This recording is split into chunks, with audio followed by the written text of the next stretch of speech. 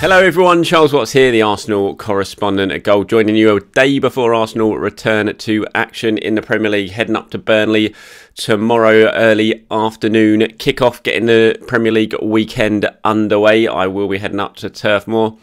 Looking forward to that long 4-hour journey tomorrow. But any of you who know me or watch my live broadcast know that is plenty of time to listen to some Talking at Sopranos podcast. So I'm not too disappointed. Anyway, this isn't a Sopranos YouTube channel, although saying that probably should be, because it's the greatest TV programme of all time. But anyway, I'm sure there's loads of those you can go and watch, so I'm not going to rattle on about it. Let's talk about Arsenal, because that's why you are all here. I'll just start quickly, just a little bit from Mikel Arteta ahead of the Burnley game, then just go into a little bit of a transfer roundup, give my opinion on some of the latest rumours doing around. Also a little bit about an interview I've just done with Steve Morrow, which first part of it was published on Goal today. I will drop the link of that interview into the comment section below, so please do give it a read. He talks about there, obviously Steve Morrow was former head of youth recruitment at Arsenal and worked in the senior scouting department as well for a long time, left last year. This part of the interview talks about his time as head of youth recruitment and some of the players he very close to signing for Arsenal, including Jadon Sancho and Christian Pulisic. He also talks about Bukayo Saka and Emil Smith-Rowe when they progressed through from Hell End and losing Serge Gnabry and things like that. So please do read that interview down below if you feel like it. It's well worth it, if I do say so myself. And there is another part of that interview to come in the next couple of days as well. And then I'll get back to the Burnley game. Talk about latest team news, give my predicted 11, that sort of thing. Right, let's get going, shall we? Just quickly on Burnley, some of Mikel Arteta's comments ahead of that game. Obviously fully aware of the challenge Arsenal are going to face at Turf Moor. He says it's a really tough match. I think it's remarkable what the club, Sean Dyche and the coaching staff have done in recent years with the resources that they have, the style of play they've implemented and how well they execute it and how efficient they are. It's always really tough to play against them. At home, it was a tricky game because we played with 10 men and we ended up losing on a set piece, which is a big part of the game. So hopefully we can have a different result this time. Obviously, that really disappointing defeat at the hands of Burnley at the Emirates in that miserable run Arsenal had in November and December. That game, one of the ones where you look back on and just think, oh, if only things had happened differently. Obviously, Granit Xhaka got sent off at the start of the second half. Arsenal well on top, looked well on course to go on and win that game. Xhaka gets himself sent off stupidly, and Arsenal go and lose it to a Aubameyang own goal. It was just classic sort of period of that season, that time of the season for Arsenal, where everything that could have gone wrong did go wrong.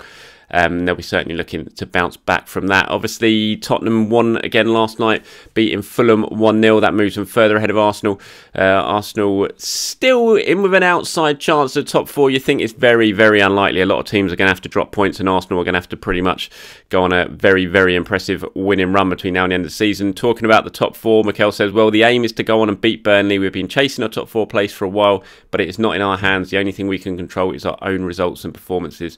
We are fully determined to do better than we have done in the past 8 months. So not ruling out a spot in the top four. I think Mikel certainly knows that, given the way the season has gone so far and given the amount of teams that are ahead of Arsenal and in a better position to get a top four spot, I think he's well aware that it's very, very difficult. To be honest, it's looking pretty difficult to get a top 6 spot now. Arsenal's miserable run, as I hinted at earlier, in November and December, has certainly caused them an awful lot of problems, despite their upturn in form since Christmas. Right, let's talk about some transfers, shall we? Obviously, we are a fair way away from the transfer window opening, but there is plenty of rumours doing the round. I discussed some of them yesterday, and I'll discuss a couple of other stories that have been published recently. Starting with Edouard Konate. I hope I got that pronunciation right. I'm sure if I haven't, plenty of you will correct me in the comments. He has been linked with Arsenal. Simon Collins, excellent reporter over at The Standard, reported yesterday he's one of the centre-backs Arsenal are keeping an eye on this summer. Obviously plays for RB Leipzig, very young, 21, centre-back, and looks like a very good player. Manchester United, I think, have been linked with him as well. I think it's an interesting one, the centre-back situation, because I think the centre-backs we're going to see... Obviously, Arsenal got lots of them at the moment, so you kind of think, why do you need another centre-back, especially with the Saliba situation? But I think you've got to take that Saliba situation into account. I don't think is a foregone conclusion that Saliba will return and be an Arsenal player next season. I hope it is. Obviously, Arsenal are saying that he's still very much part of their plans. That is the word that's come from Arsenal when they let him out on loan. But you do wonder how that relationship is between, say, Arteta and the player. We've seen the player talk pretty openly about Arteta since he's left on loan and joined at Nice. Is that a relationship that can certainly be fixed and workable for next season? I think the decision will be made on that in the summer. So whatever happens with Saliba, if it is decided that maybe it's best for all parties that he moves on and kickstarts his career somewhere else, I hope it's not. But if it does, then Arsenal could well be looking to bring in another centre-back. You've got the David Luiz situation. Obviously, he's out of contract. Will he get a new deal or not? That's something that will be decided in the summer. What happens with Callum Chambers as well? Obviously, we've seen recently Mustafi and Socrates has gone. So although a while ago it might have seemed ridiculous to suggest Arsenal were going to be looking at centre-backs this summer, there is some work that probably may need to be done in that regard. I think the sort of guaranteed centre-backs for a while now are Pablo Mari, Gabriel, Rob Holding. Those three are here to stay for a fair while, but then you look at the rest of them, maybe not. So although Arsenal are very well stocked, we haven't even mentioned Mavropanos, who's been doing well over at Stuttgart. So although Arsenal are very well stocked on paper when it comes to centre-backs, come the summer, it might be very, very different. And this is what Simon reports, that he is one of the players that Arsenal are looking at as a potential centre-back option this summer. I think, as Simon puts in his piece, that Champions League football could well be key to that, A, because of his price tag, and B, would he really want to leave Leipzig or choose Arsenal over potentially other interesting clubs should they not be in the Champions League? So as is the way with a lot of these signings at the moment, Champions League looks like it could well be key to that one. A couple of other rumours doing at the rounds. Let's go quickly to Edouard as well, player I spoke about yesterday, a player Arsenal very much like and has been on their agenda for a while as a potential striker target. Reports in the Daily Mail that Leicester believe they are very close to getting that one done now for Edouard, and that they are in pole position. I mentioned yesterday that Leicester are very much ones to watch in that. Obviously, they're managed by Brendan Rodgers, who was the manager who signed Edouard from PSG to Celtic, had a very good relationship with him, knows exactly what he's about and how you get the best out of him. And Edouard obviously had a good relationship with Rodgers as well, and the Daily Mail reporting that that relationship could be key in terms of winning the race for the Celtic striker, who does look likely to leave Scotland this summer. £15 million as well. If that fee is correct, then you think that's, looks like it's going to be a bit of a bargain, because although he hasn't had the greatest of season this season, he's been very good up at Celtic. A lot of scouts like him and what they see and what they think he could progress into in terms of a top class striker. So 15 million does not seem like an awful lot of money at all, and if that is indeed what Leicester end up paying for him, that could prove to be a very, very wise piece of business. A few reports in Italy. I think Calcio Mercato have been suggesting that Arsenal are still very much in for Houssem Aouar at Lyon. They sort of link that into a report where they're saying that Juve still want him as well, and potentially Manchester City. The thing with Aouar, for me, why I think Arsenal might have missed a boat in on Aouar, and I'm not saying it definitely, because we'll have to wait and see. As I said yesterday's video, you've got to wait and see where Arsenal finish, how much money comes in. Can they somehow sneak into the Champions League? That opens up a whole new box of possibilities in terms of what they can do with potential new signings in the summer. Should that happen, and should there be money available, they might well go in for Aouar again. But I just think it kind of feels like if they were going to get something done for him, last summer was probably the best time to do it. And when you look at what Lyon have done this season, they're certainly very much in the title race in France. They think they can win it. They had a great win. Aouar scored the winner at the weekend for them, and they could well end up beating PSG this season. So they'll be in the Champions League next year. We know that Jean-Michel Wallace is a very, very tough negotiator. He may well have come to some sort of agreement with Aouar last summer to say, give me one more year and you can go this summer. But even if that is the case, he's not going to go for cheap. And that could be the main issue for Arsenal, because we know finances are an issue at the Emirates, as they are elsewhere as well. But if Arsenal can't get Champions League football, then I think it's probably going to be very, very hard to land Aouar, given how much it'll cost and given how many other top clubs will be looking at him. Right, so that's about it for transfers sort of roundup today. But I wanted to talk a little bit about that Steve Morrow interview that I mentioned at the start of this video. As I said, it's in the comments section below, so give it a read after you've watched this video. Obviously, Steve was head of youth recruitment at Arsenal. He left this sort of just over a year ago now, as part of the big restructuring that took place, sort of left by mutual agreement, really, after a fair few discussions with the new hierarchy. Steve was very much an Arsene Wenger man, was brought in by Wenger, having been a player at Arsenal a long time ago, left, went to America, was in charge of FC Dallas, left there 2008, I think it was, ended up coming back to Arsenal, and has been there for the best part of a decade.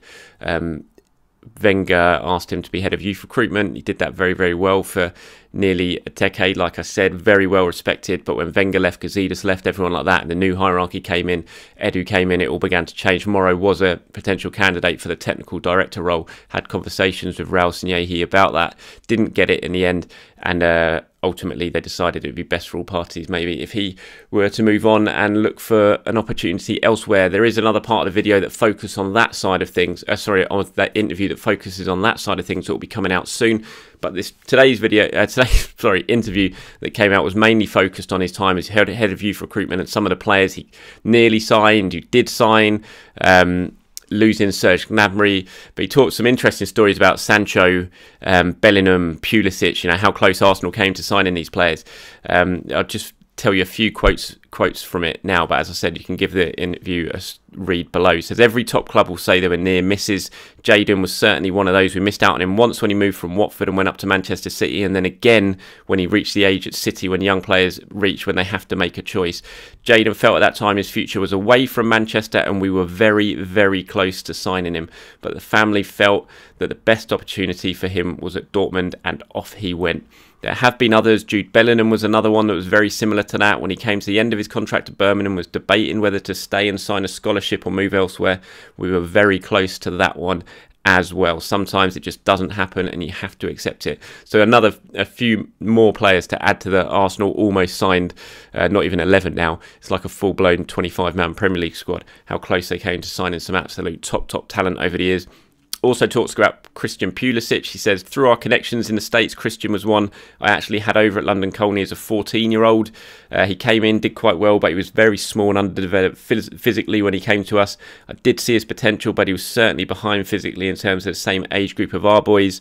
I wanted to bring him back again, but it just didn't work out and he went to Germany, unfortunately. So Pulisic, Bellingham, Sancho, 3 more players there who were very close at one point to sign in for Arsenal. Right, a little bit of talk now before we go about the big game tomorrow at Turf Moor. Arsenal, can they build on the momentum of that fantastic win last weekend up at Leicester? It's always a tough place to go. Burnley, we know that. I think it was 0-0 draw, very dour 0-0 draw there last season for Arsenal. And Arteta has got some real sort of selection headaches to make for this one. It's a nice position for him to be in, really, given where he has been before when it comes to selection headaches. But how well Arsenal played last week at Leicester is certainly going to come into the equation. Who plays? I think we're going to rule Smith Rowe out on this one. Looks very unlikely that Smith Rowe will be involved. So if you rule him out, it's the big question really you probably think is who is going to play on the left, because Saka you think is going to come back in on the right. You imagine Odegaard is going to be number 10, and then it's going to be between who plays on the left. Is it going to be Pepe or is it going to be Willian? Both the two standout players for Arsenal last week against Leicester. Willian was excellent. We've been waiting all season for a performance like that. Very good. But then Pepe was fantastic as well. Scored a goal. Absolutely destroyed Thomas, the Leicester fullback. I'm sure still having nightmares about him.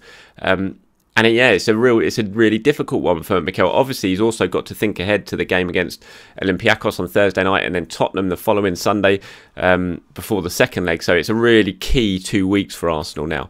And he'll have to probably think about that when he's naming his teams and deciding who is going to play where. But you'd think because there's 4 days to go before the Burnley game, before the Olympiacos game, and they've had the whole week off, that you'd think he'll go very strong at Turf Moor. And so you kind of look at that position on the left side of the attack, because you would say that Saka's going to come back in, having been given a rest last week. It's going to be, who is it, Willian or Pepe on the left? I think at centre-back you've got a big decision to make as well. There's so many pushing for starts there. Holding, Mari, both playing really well together, I think. Two top centre-backs, in my opinion. And then Luiz, who's playing very well at the moment. And Gabriel, I still think Gabriel's looking pretty shaky at the moment. I have to say, I thought he was shaky in the second half against Benfica. It didn't play last weekend, obviously, against Leicester. I mean, it's a tough one. It's difficult. I mean, I really like Pablo Mari. I have to say, every time I see Pablo Mari play, I think he's an excellent centre back. And so it's a tough one for Mikel about who plays at that centre back. You got four good players pushing for a start there, who are all playing pretty well. And I think you got, is Partey going to start at centre backs? Another one sort of centre midfield. Is that something Arteta is going to decide on? And then you got the whole Bellerin versus Cedric debate at right back. So some big decisions for Mikel to make ahead of the Burnley game. Some nice ones for a manager. You want selection headaches, and he's certainly got that. It'll be interesting to see what the starting 11 is that he ends up deciding on.